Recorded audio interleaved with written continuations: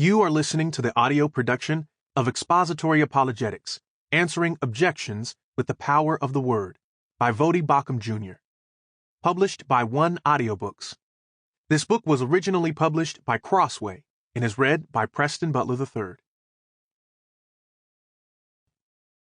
Dedication.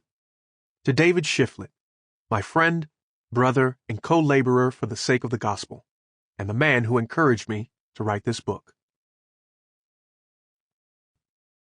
Introduction. Several years ago, a dear friend and brother came to me with a proposal that would change the trajectory of my ministry. We were working together in a leadership elder training program in our local church. I was teaching a section on preaching, and he asked me a simple question. Have you ever thought about formalizing the process you use to do that thing you do in your preaching? He was curious as to whether 1, I was doing it on purpose, 2, I had a process I used to do it, and 3, it was something that could be taught to others. Of course, that question led to a number of discussions about that thing I do.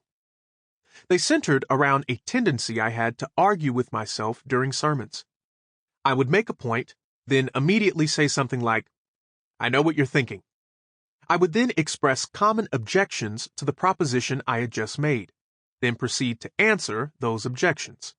People would come up to me and say things like, "That was exactly what I was thinking," or "I had a discussion with someone the other day and that is exactly what he said." People referred to this as relevance or insightfulness in my messages and interactions. However, David Shiflett saw something else. He saw a consistent application of a set of techniques that shaped the way I dealt with certain issues.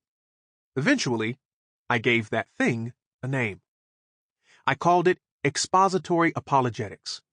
Expository because it was based in my commitment to expository preaching. Apologetics because it was essentially about answering objections. Of course, as I explored, I discovered that this process did not originate with me. The more I listened and evaluated what was going on, the more familiar it sounded. When our pulpit ministry turned its attention to preaching through Romans, I found the source of my method. I was doing nothing more than imitating Paul's common practice in Romans. I had gravitated to it because of my own background and experience, and it had become second nature. However, what I was doing in my sermons was definitely not new. Having grown up in a non-Christian home and come to the gospel late, I am accustomed to looking at Scripture through the lens of a skeptic. While Sample complete. Ready to continue?